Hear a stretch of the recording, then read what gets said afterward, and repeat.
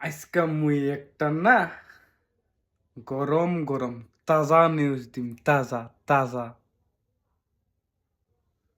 তোমরা শুনিয়া কিন্তু আবার কিছু করেন না, কিছু কনকনা। তো মুই আজকে কি মনে করি গেনি স্কুলের মাঠত। তো চেংরা গেলা কছে, কিরে তুই কি শুনিস? মুই কছে যে কি? কছে তুই আরো জানিস কে না? মুই কছে যে না। অমুকের বউ যে পালাইছে সেটা কি তুই জানিস?